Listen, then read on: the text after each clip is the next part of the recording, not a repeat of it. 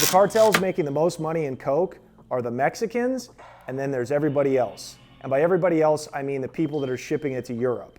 Number one in Europe still are the Italian mobsters, specifically the 'Ndrangheta, and they are out of Calabria, the region at the boot of Italy. And they make the most because they have the port. They control the port in southern Italy where 80% of the cocaine that comes into Europe first gets offloaded.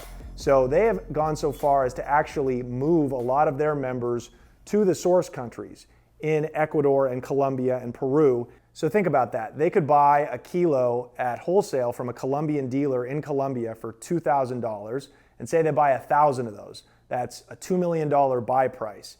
They can turn around and sell each of those kilos in Europe for $50,000. So even if it costs them, say, $10 million to get that kilo shipment to Europe, they still made a profit of like $45 million. So that's why, as I said, the people who can transport it and actually get it in to the countries that are consuming it make the most money. The other big players in Europe are the Albanians. The Albanians are killing it right now. And they've gone as far as sending their members to live in South America where they can set up shop and buy multi-ton loads of coke from the Colombian kingpins and then ship it to their people in Europe who will buy it at wholesale for as much as $60,000. So the profit margins are enormous. And the Albanians actually control each level of their distribution. So they have a big foothold in the London market. So they actually sell their coke the way the Colombians used to do it in America. They buy it from the wholesalers and they also give it to their own people to retail and sell it on the street so they make even more money. So they're making ungodly sums. Even the Irish gangsters, I think they're called the Kinahan clan, they've also sent some of their members to live and set up shop in Colombia, and they are importing a lot of the coke that comes into the UK and Spain and Ireland, which is actually a new coke market. They're selling a lot of coke in Ireland and Scotland. So as you can see, these guys are making the biggest money. The Colombians still own the manufacturing, but the ones who are making the huge money are the guys who can get it all the way from South America to Europe because they can charge the insane markup on each of their kilos. So the European clans are making the most profit per kilo, but the ones making the most money are the Mexican cartels, specifically the Sinaloan cartel. And that is because America is still the #1 coke buying nation in the world. And the Sinaloans have a monopolization on that 2,000-mile border that they share with us. It's that simple. We still have the most people, the most population, and are still buying up the most coke. So even though the cartels can only get $20,000 for a kilo of coke rather than $60,000 in Europe, they're still shipping the most of it, and they have a complete domination of it. There's no other competition. I think the Colombians might smuggle in like 10% of it through the Caribbean, but 90% of the coke that makes it into America comes through the southern border from Mexico.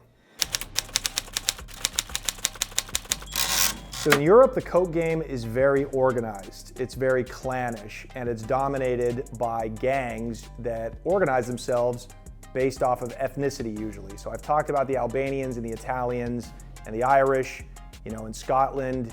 In other places, it might be immigrant groups like Nigerians that are in Paris, or it could be Jamaicans in North London. Whatever it is, it's generally dominated by gangs that have a top-down structure.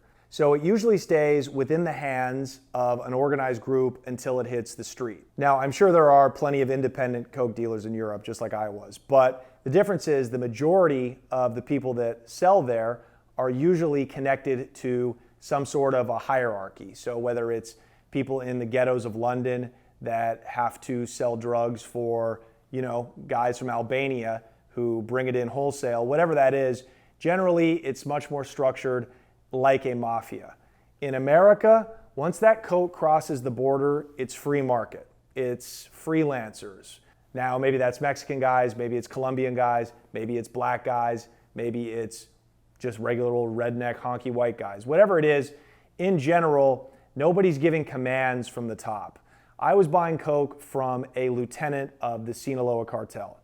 He was not taking orders from anybody back in Mexico. he was buying his cocaine wholesale from other members of the Sinaloa cartel as soon as it crossed the border. And he was paying anywhere from $17,000 to $20,000 per kilo. He was doing whatever he wanted with that coke. He was not taking orders. He was not being told where or where he could not sell it. It was completely free, and he was selling it to guys like me who would then sell it to whoever we wanted.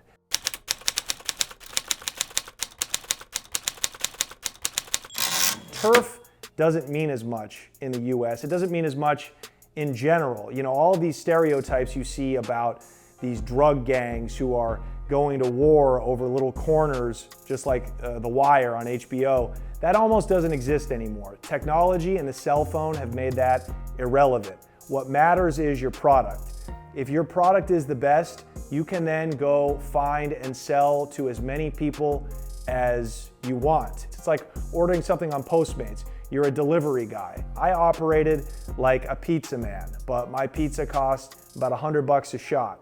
So that's the way that the drug game and the cocaine game specifically is run, and especially in the US where, you know, these factions of organized ethnic gangs don't really exist anymore. I mean, you can buy drugs online now. We all heard about that guy from San Francisco. He was like a tech nerd, and he started the Silk Road, and he was literally selling drugs online, laundering money online.